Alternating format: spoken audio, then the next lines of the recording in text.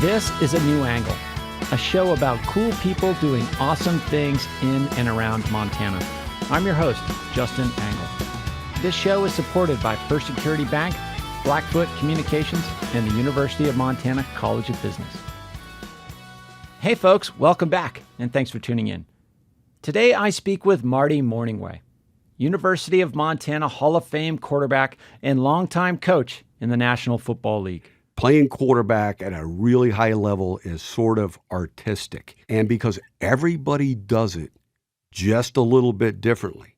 During Marty's career, he coached 5 different Pro Bowl quarterbacks, including Brett Farve, Steve Young, and Donovan McNabb. He won a Super Bowl with the Green Bay Packers in 1997 and served as the head coach for the Detroit Lions in 2001 and 2002. Marty recently launched the Camp Marty Quarterback School podcast, where he speaks with some of the most innovative offensive minds in football. In 2021, Marty retired from coaching and now lives with his family here in Missoula, Montana. Marty, thanks for coming on the show today. Justin, great to be here. I appreciate you having me on. Absolutely. So, where did you grow up? What did your parents do? Well, my dad was a claims manager for Liberty Mutual Insurance Company for many, many years. So I believe his first job was in Tulsa, Oklahoma. We were all born in Oklahoma or Texas. We moved to Houston, Texas. Then we moved to Boston, Massachusetts. That's why my accent is all screwed up, or I have none. And then it was 1974, I believe. I was going into junior high school, and we moved to San Jose, California. And then that's where everybody still is, and that's where we call home, so the Bay Area. Now, we moved there before it was a Silicon Valley. And so how did University of Montana get on your radar screen? How did you decide to come up here to Missoula?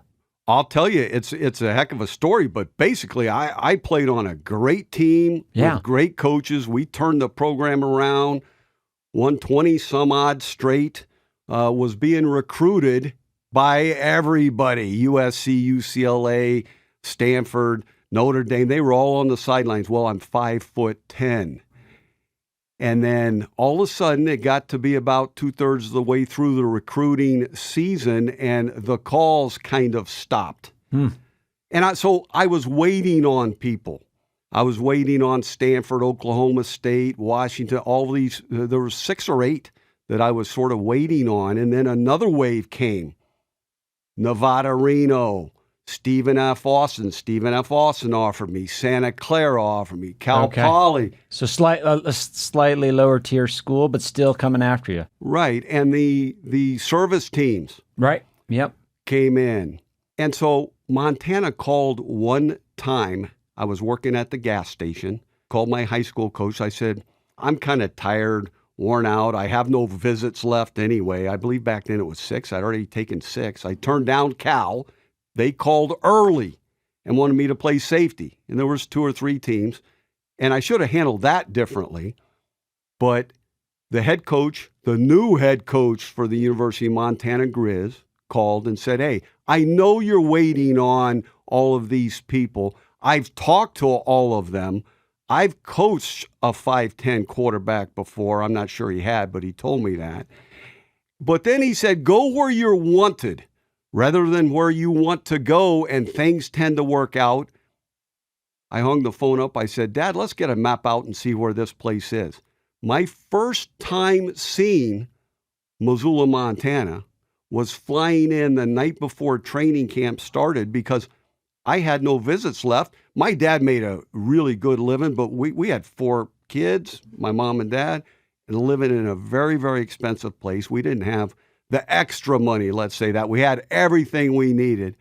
And so I flew in the night before it was dark, and for many weeks I didn't even know there was mountains because I was just so entrenched in trying to win a job for the Grizz. And you won that job starting as a freshman. That's got to be quite an experience. Come to this place you'd never been before, and all of a sudden you're starting quarterback. Well, football's football, right? And I was coached really well. I had great coaches here at the university and some great teammates. Athletics, you have sort of that bond that's almost unbreakable. with the teams, and especially football, because the fellas are putting their bodies sort of on the line for each other. Mm-hmm. And many of my ex-teammates are still my really good friends. Yeah. And so talk about like that connection to the game, because once your playing career ended, I mean, you went right into coaching.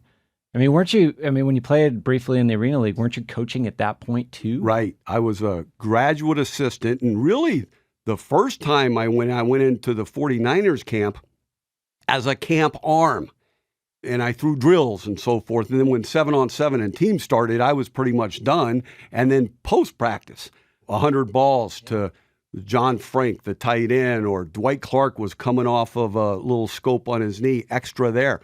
So my arm was worn out by the time I went back to the University of Texas at El Paso, where I got my master's. I'm very proud of that. I'm not sure I've ever utilized it, but I acquired that there when I was a graduate assistant coach there.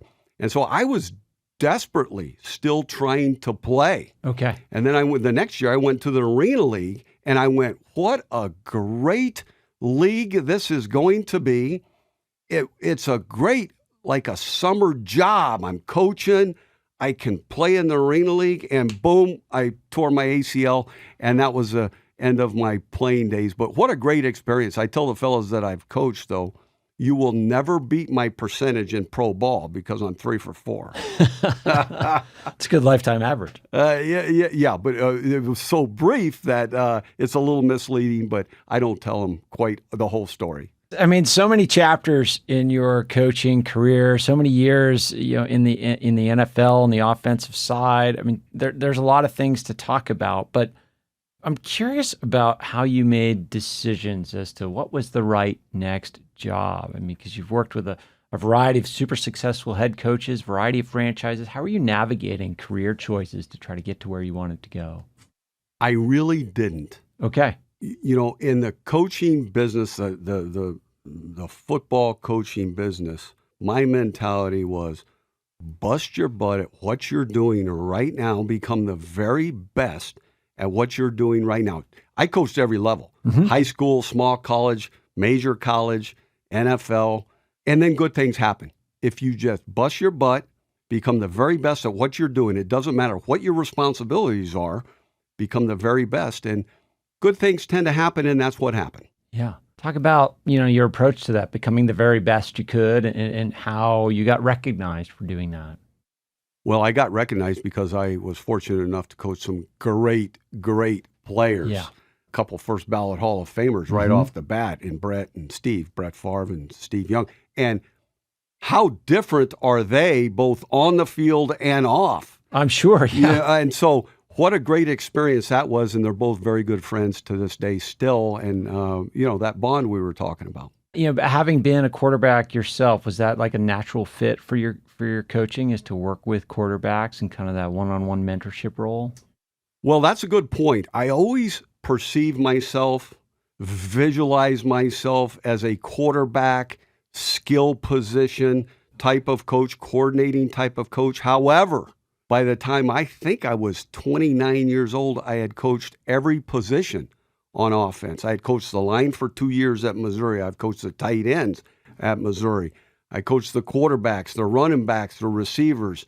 So that was a really good experience, and having coached every position by the time I was 29, I believe. And a lot of different places. I think your longest place you stayed was in Philly, right? For nine seasons? A decade, 10. Okay. That's a lot of moving around. You got a wife and 4 kids, building a family, during that time of life. Like, how are you navigating those steps and those transitions? I'll tell you what, it was a heck of a ride. We talk about it on occasion. Our wives are so important.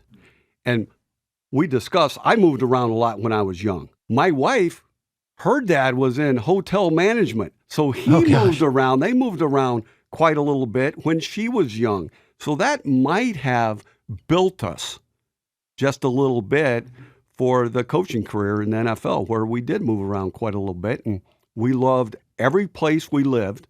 My wife has a great mentality. She made every place we lived home for the kids.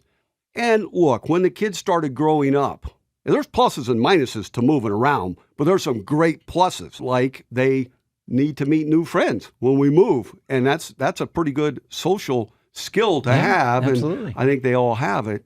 And then widespread friends rather than just the friends that you went to kindergarten through 12th grade with. Now, there's positives in that as well. But she made every place home. For, 7 months, coaches just aren't at home much. But I try to get home every night, not too many times sleep in the office. It did occur on occasion because I really felt, even if you came home after they were asleep and you were gone before they got up, they knew that dad was home. And so I thought that was important in the coaching profession. Make sure you get home. And then it was catch up in the off seasons. So I didn't get to see many of their football games. Of course, I got to see it on film, but then I'd get to all the basketball and baseball and my daughter's softball in the spring and all the summer leagues and all of that. I did tell the kids when they grew up, once they started getting into high school, once you get to your sophomore year, I can't promise anything because we've got to do what's best for the family.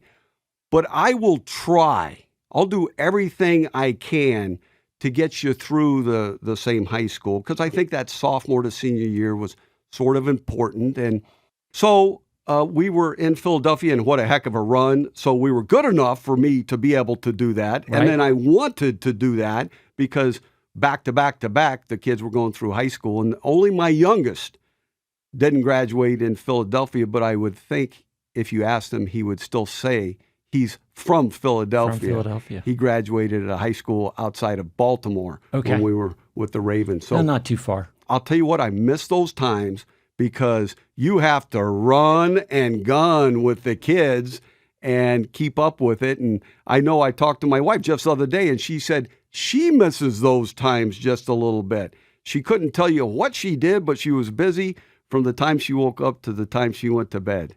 I mean, that's got to be kind of a unique circumstance. I mean, you come off of the head coaching opportunity in Detroit and then partner with Andy Reid in Philly. And Andy had such a long career there, and now he's had longevity with the Chiefs. Like, to be able to have the same head coach and that relationship had to be something about that stability that made you stick around.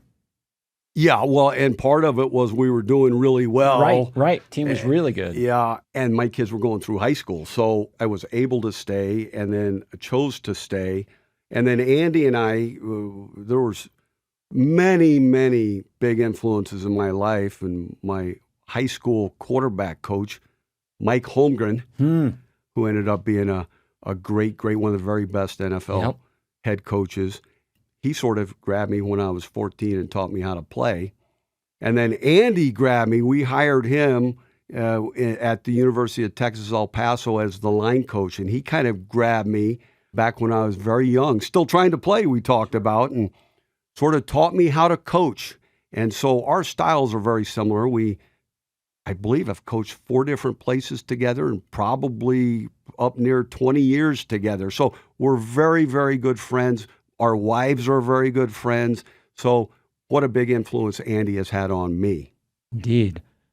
After the break, more with Marty Mornhinweg. A New Angle is supported by First Security Bank, Blackfoot Communications, and UM's College of Business. Access to capital, broadband, and education are 3 ingredients any community needs for success. Hey, this is Colter Nuanez from ESPN Missoula, and you're listening to A New Angle. Welcome back to A New Angle. Here today with Coach Marty Mornhinweg. Marty, question for you about the quarterback position itself. I mean, here at, I teach business, and one of the things we're interested in is, in colleges, what are the attributes you can look at in a student that predicts success?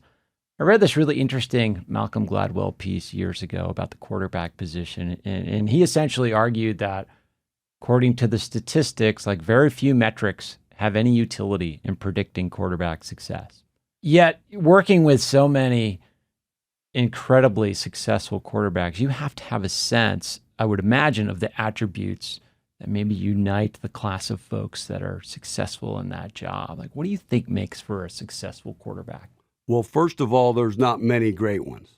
So really, you've got to have a certain amount of talent. And what is that? Well, everybody's talented in different ways. So then the coach has to put that and play directly to that quarterback strength. So that's first, the talent. There's a character situation as well. Okay. That goes a long, long way, toughness and character. And then you get into the simple accuracy, decision-making, timing. And then you couple that with gut instincts. And that's really what separates great quarterbacks from average to poor quarterbacks are the gut instincts. Now, how do you come up with these gut instincts? Well, I really think that much of it's natural, and then much of it is the environment that you grew up in. I really think that has a huge effect on it.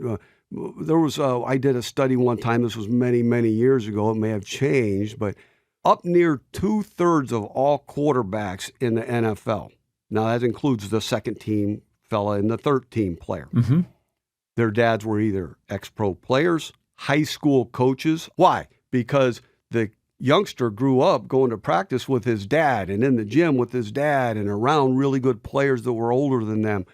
And they would talk about it. And then, or college coaches, some of the dads were. So that environment is so important. And you think just that the sort of deep fluency with how the game works is one of those predictors?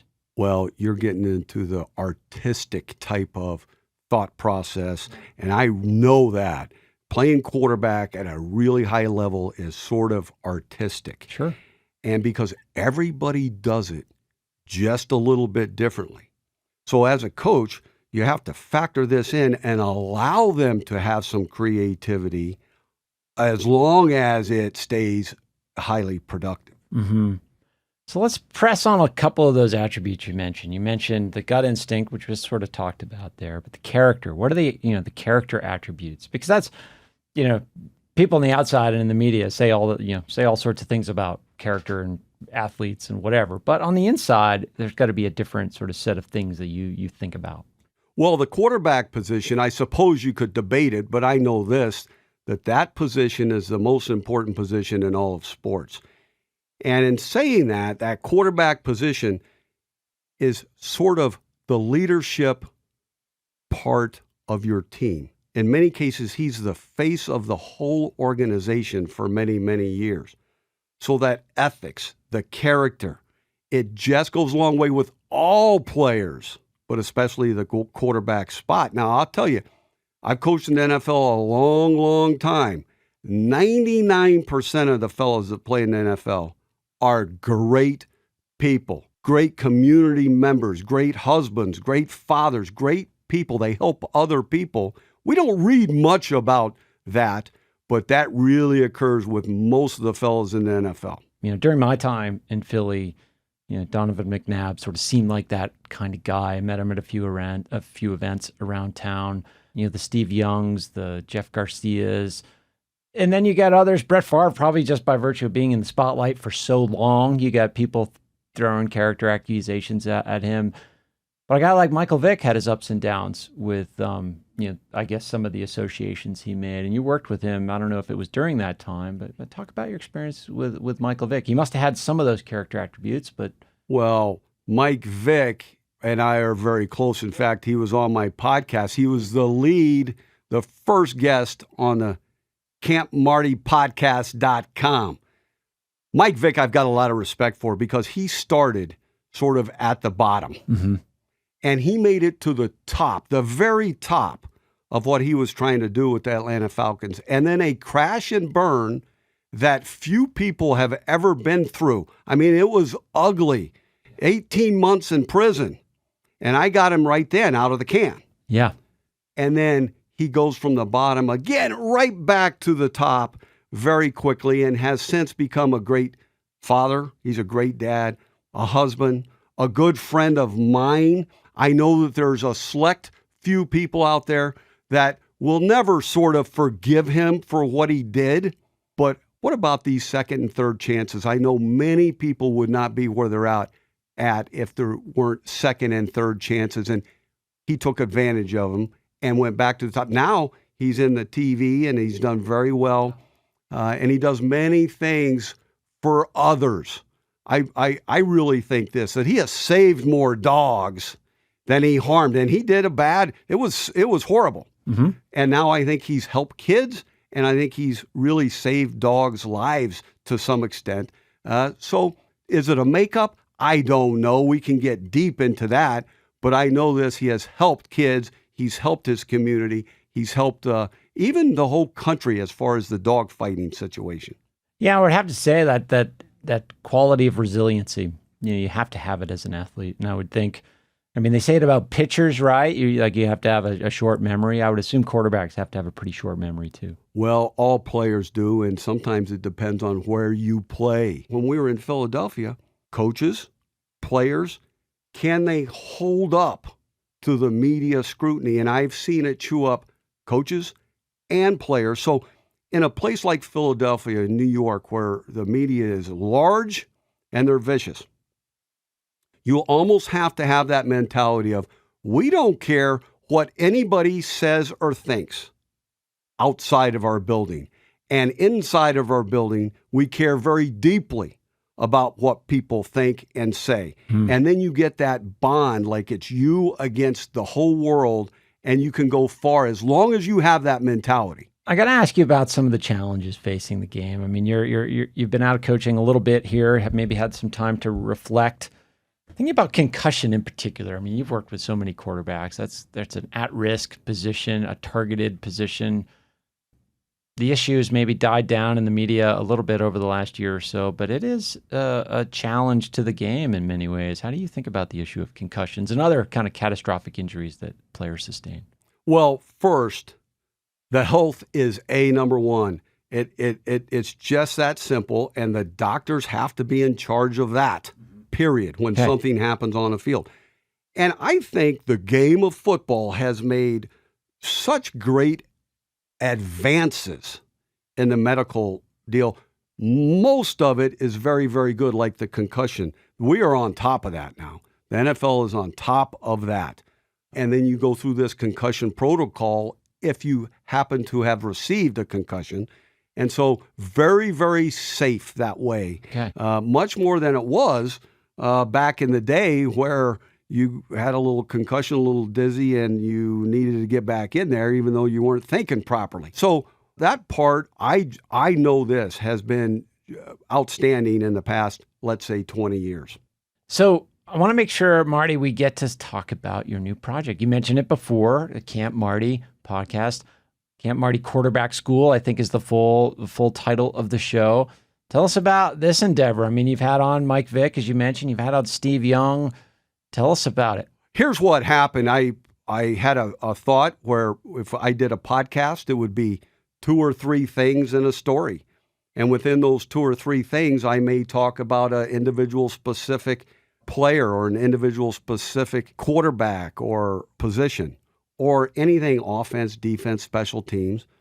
And then maybe a current event, and then an interview or a conversation with a friend of the Camp Marty Quarterback School, an ex-player, an ex-coach, a player that's playing right now, a man that's coaching right now, a personnel man. I even want to get some analytic looks onto the podcast. That's very interesting to me. So it's endless. And so we have a conversation, and usually is what happens is the story or stories that are told. And look, at those stories are a big part of athletics, right? I think players miss those stories. Yep. But the stories will come from myself or my guest, and I've had fun with it. CampMartyPodcast.com. Well, final question for you, Marty, is, you chose the University of Montana in Missoula for your college career. Now you've moved back here with your family. Why come back to Missoula? What's special about this place for you? Thank you for bringing up my family. Very proud of all my kids. Bobby Cade, my youngest, is playing ball at Carroll College. And then my wife, Lindsay, by gosh, it was probably 20 years ago, we came and visited, and on the plane ride home, she said, that's where I want to be when you're all said and done. And I'm going, I played the devil's advocate just a little bit. And she goes, no, you don't understand. This isn't about you. This is about me, and that's where I want to be. So we bought a little piece. I'll bet it's been going on 20 years. And then we executed pretty well because our thought was when our youngest, Bobby Cade, got to be like a junior in high school, we'd build a little place on that piece of property. And so we executed that well, and we've home-based really from Missoula, Montana for probably more than 6 years now. Yeah, my wife would spend the off seasons here. The kids are all young, single, and so they would come for Christmas. Of course, I'd be in a hotel or on the field in some cases during Christmas. And then we would usually get all of the kids back in Montana for about a week in the summer. And the corona kind of kicked that thing out, although I got 3 here. But this year we're going to get all 4 back in the game, back in Montana. In fact, June 26th, the Montana Pro Football Hall of Fame is going to happen June 20th. So we're all going to congregate there, and it's going to be like sort of a family reunion starting in Billings and ending up back in Missoula. Fantastic. Well, we're happy to have you back here. Best of luck with the podcast. Congratulations on the Hall of Fame induction. Just one more question. If the phone rings, are you answering it? Oh, absolutely. There's some things that I still want to do. In fact, we were talking about this, my wife and I. There's probably been 3 or 4 times during our 31-year marriage where my wife has gone, man, that was a heck of a run. And I just said, girl, it's just started. And so we talked about that recently. This ride's just starting for us. And so I think if you have that mentality, good things tend to happen anyway. And so thank you for bringing that up. We also do a quarterback school for really the Missoula high school quarterbacks. That's what the emphasis is. And there's others from the state of high school. It's quarterbacks only. They come into the camp. I usually have a guest coach. I had the great Joe Glenn. I've had Mike Vick, among others, come in and help coach. And it's one day. So we usually meet, go on the field, and it's a bunch of drill work. And then we come in and have lunch, meet, go on the field for some progression and read work. And hopefully they get home and they've got several things that they can work on and work on it really, really hard. And then it may help them this fall become the player that they want to become. Well, your passion for the game is evident. It's been fun learning about you and learning about your experiences. Best of luck, Coach. Thanks, Justin. Appreciate you having me on A New Angle. Thanks, Marty.